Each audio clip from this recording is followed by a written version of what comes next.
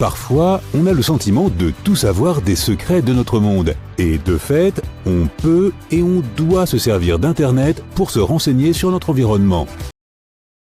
Mes chers compatriotes, nous sommes ce soir le dimanche 15 mars 2020 et il me paraît urgent de faire le point sur la crise dramatique dans laquelle la France est en train de s'enfoncer. Je veux parler bien entendu de la pandémie mondiale et de l'épidémie nationale de coronavirus. Force est de constater qu'Emmanuel Macron et Édouard Philippe ont jusqu'à présent géré cette crise du coronavirus avec une incompétence, une impréparation, un aveuglement coupable, pour ne pas dire criminel. Ils n'ont tiré strictement aucun enseignement de ce qui s'est passé en Chine depuis décembre 2019 et de la décision des Chinois du 22 janvier 2020 de procéder à des mesures drastiques de confinement des populations. Macron et Édouard Philippe n'ont pris en aucun cas la mesure de ce qu'avaient décidé les autres États, à part la Chine, avec une suffisance, un mépris lié avec une très grande ignorance. Nos dirigeants ont fait comme si, bien entendu, les Chinois étaient un peuple dirigé par de sales dictateurs, un peuple de crétins, sans aucune réflexion, et l'on brocardait les décisions prises par la Chine. Au point que, entre le mois de janvier 2019, le 22 janvier, lorsque le gouvernement de Pékin a décidé le confinement des populations, jusqu'au 15 mars, pendant presque 2 mois, les dirigeants français n'ont rien fait. Il n'y a pas d'ailleurs qu'avec la Chine que Édouard Philippe, Emmanuel Macron et le gouvernement ont fait preuve d'outrecuidance, d'imbécilité et de mépris. Alors que de nombreux États commençaient à appliquer un strict contrôle frontalier très rapidement avec les pays infectés, le gouvernement français a continué d'appliquer sans sourciller et de façon complètement stupide la libre circulation des personnes que lui imposent les traités européens. La première mesure de protection aurait dû être, normalement, de se couper de tous les foyers infectieux, en particulier l'Italie et l'Espagne. Je rappelle qu'à travers le monde, un certain nombre de pays ont pris très rapidement des mesures, justement, de confinement de leur population et de fermeture des frontières pour empêcher que, justement, des personnes infectées viennent chez elles. C'est pas du tout ce qui a été fait. Macron a tourné en dérision ce type de décision fondamentale. Il a affirmé à la télévision, pas plus tard que le 12 mars. Le 12 mars, nous sommes le 15, c'est-à-dire il y a 3 jours. Macron a expliqué encore, je le cite, que ce virus n'a pas de passeport. Qu'est-ce que ça veut dire, ce virus n'a pas de passeport ? Bien entendu, on comprend qu'il ne s'arrête pas par des frontières physiques. Mais ce que l'on peut arrêter par les frontières physiques, ce sont les porteurs du virus, ce sont justement les personnes. Au même moment, Macron étant un peu dérangé du cerveau, comme je l'avais expliqué dans mon analyse sur son discours devant l'école de guerre, il passe son temps à dire une chose et son contraire. Donc, tout en disant que le virus n'a pas de passeport, il n'a pas hésité à se contredire quelques instants après en indiquant qu'il faudrait éventuellement fermer les frontières, mais à l'échelle européenne. Ça, c'est le sauf-conduit. Si on dit à l'échelle européenne, à ce moment-là, on a le droit de tout dire. Ces gens ne sont pas libres dans leur tête. Ils estiment que dire qu'il faudrait rétablir les frontières en France pour empêcher la propagation du virus, ça serait l'abomination de la désolation. Mais à partir du moment où on dirait l'Europe, d'un seul coup, on devient beaucoup plus dans le vent, beaucoup plus mainstream, comme on dit. Et donc, monsieur Macron a dit qu'il fallait faire une fausse frontière européenne, mais il l'a fait comme si la libre circulation des personnes n'avait pas déjà volé en éclats. Il l'a fait comme si les autres pays membres de l'Union européenne étaient d'accord avec lui, ce qui n'est pas le cas. Le gouvernement chinois a assuré tout de suite un approvisionnement massif de masques de protection à sa population. Au même moment, le gouvernement français n'a rien fait et rien anticipé. L'ancienne ministre de la Santé, Agnès Buzyn, qui s'est d'ailleurs ramassée ce soir même une gifle aux élections municipales à Paris, Madame Buzyn avait déclaré avec morgue, comme si c'était la marquise spécialiste mondiale de la lutte contre les épisodes d'infection et les pandémies, elle avait déclaré « Il ne faut pas acheter de masques en pharmacie, c'est totalement inutile ». Ah bon?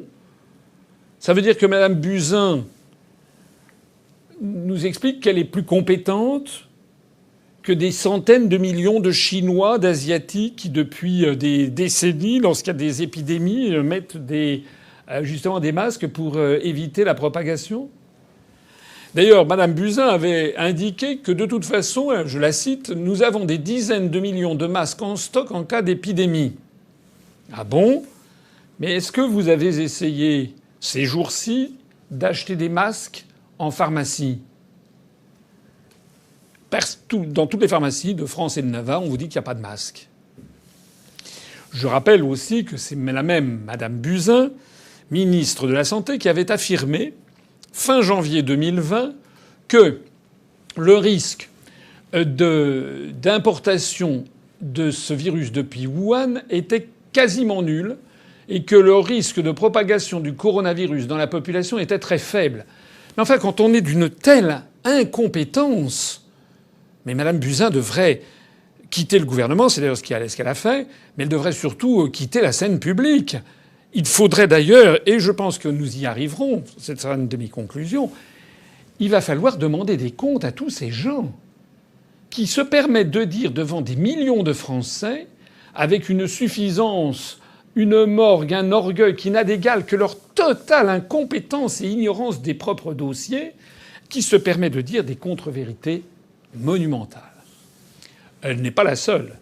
Le ministre de l'Éducation, M. Jean-Michel Blanquer, très occupé à détruire ce qui reste d'éducation nationale, a affirmé jeudi 12 mars, il y a 3 jours, je le cite, que fermer les écoles n'est pas la stratégie adoptée.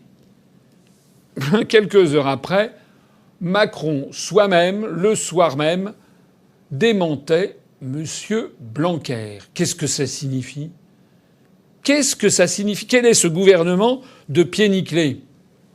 Quoi qu'il en soit, on est dans une situation absolument hallucinante où, quand on lit les conseils du gouvernement, on vous explique qu'il faut se laver les mains très souvent avec du savon ou avec une solution hydroalcoolique.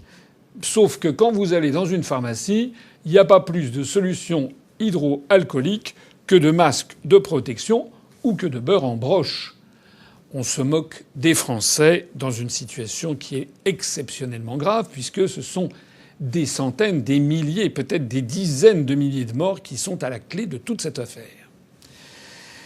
Car la maladie, malheureusement, se développe maintenant de façon incontrôlée en France et pratiquement aucun Français n'a de masque ni de gel hydroalcoolique, pourtant indispensable à la désinfection quand il n'a pas de savon et d'eau courante. Alors que le gouvernement chinois a très rapidement décidé de mesurer systématiquement la température des personnes pour détecter dans une foule les malades et les isoler afin de casser la propagation du virus, rien de tel n'a été fait en France chez nous. Chez nous, aucune prise de température systématique, notamment dans les centres commerciaux, dans les transports, et quasiment très peu de tests de coronavirus sont disponibles. Alors que l'épidémie a touché à ce jour un peu plus de 100 000 personnes en Chine, où l'on considère qu'elle est en voie de refluer, Mme Merkel a estimé que 60 à 70% des Allemands pourraient être infectés. 60 à 70% des Allemands pourraient être infectés. Je rappelle qu'il y a eu 100 000 cas à peu près en Chine et qu'il y a à peu près 1,450 milliard de Chinois. Donc s'il y avait en Chine 60 à 70% de Chinois infectés, eh bien ça nous fait quelque chose qui ne devrait pas être loin du milliard de personnes et non pas de 100 000. C'est-à-dire qu'il y a un rapport de 1 à 1000 entre les projections faites en Allemagne et, comme on va le voir dans un instant, en France, et ce qui s'est réalisé en Chine. Les pourcentages de 60 à 70% qu'évoque Mme Merkel pour l'Allemagne, s'ils s'appliquent à la France, ce qui est admis par certains scientifiques, et d'ailleurs M. Blanquer lui-même l'a annoncé hier, il a annoncé qu'il pourrait y avoir plus de 50% de la population qui serait infectée, et bien ça signifie que nous pourrions avoir entre, disons, 30, 32 jusqu'à 40 ou 45 millions de Français infectés, c'est-à-dire environ 400 à 460 fois plus que le nombre de Chinois touchés par le coronavirus grâce à l'action extrêmement rapide et énergique du gouvernement de Pékin. Pour se défendre de n'avoir pas pris de mesures préventives rapidement, notamment de confinement, le gouvernement français, par la voix de son nouveau ministre de la Santé, M. Olivier Véran, a décidé, tout à faire cessante, d'incriminer, tenez-vous bien, les réseaux sociaux sur France Inter. Il a expliqué sur France Inter un raisonnement que je n'ai toujours pas compris, que je vous livre, je le cite. Monsieur le nouveau ministre a dit ceci: la Chine a une capacité de réactivité, merci de le reconnaître. Elle a pris ses responsabilités en prenant des mesures de confinement très rapidement, merci de le reconnaître. Je ne suis pas sûr qu'il serait possible de réaliser ça dans un pays où les réseaux sociaux seraient ouverts. Qu'est-ce que ça veut dire, ça ? Ça veut dire qu'on voit bien que le gouvernement français essaye de faire croire que cette mesure de coercition serait une mesure attentatoire aux libertés, une mesure quasiment crypto-fascisante, etc., etc., et que dans un grand pays de liberté comme la France, ce serait extrêmement difficile, la liberté étant les réseaux sociaux. On a un peu l'impression même que ça voudrait dire que si on est amené un jour à faire pareil, il faudra bloquer les réseaux sociaux. Qu'est-ce que c'est que ces raisonnements complètement controuvés et dangereux ? Non, monsieur Véran, le fait qu'il y ait ou non des réseaux sociaux n'a rien à voir avec le fait qu'un État ait de l'autorité et décide avec autorité de procéder au confinement des populations. C'est d'ailleurs ce que le gouvernement français, contraint par les faits, est en train de faire. Continuons notre comparaison. Alors que le gouvernement chinois a fait construire en urgence 16 hôpitaux de campagne dans la région de Wuhan, là où est née l'épidémie, et que ce gouvernement en a déjà fermé 14 en raison de la baisse du nombre de cas, ce qui fait que l'opération a été bien menée, ces hôpitaux ont été créés en quelques jours pour faire face à l'afflux de malades. Eh bien, Macron et Philippe n'ont pris quant à eux aucune mesure pour augmenter massivement nos capacités d'accueil et de soins des personnes infectées. Or, les hôpitaux français sont saignés à blanc par des décennies et des décennies d'austérité budgétaire en application des règles européennes. Il en est de même, et bien entendu, des services d'urgence. Or, c'est justement là que le problème, puisque comme le montre le cas italien, où la situation du système hospitalier italien est à peu près comme en France, due aux contraintes européennes, de contraintes budgétaires, et les partisans de ce qu'on appelle l'hôpital des flux et non pas l'hôpital des stocks, c'est-à-dire qu'au lieu d'avoir des stocks de machines, des stocks de machines d'intubation, d'avoir des stocks de masques, d'avoir des stocks de gants, d'avoir des stocks de produits hydroalcooliques, d'avoir des stocks qui ne sont pas utilisés, de seringues, de tous les produits dont on a besoin d'un hôpital. Maintenant, c'est systématiquement le flux tendu, c'est-à-dire avoir le moins de stocks possible pour que ça coûte le moins cher possible. Oui,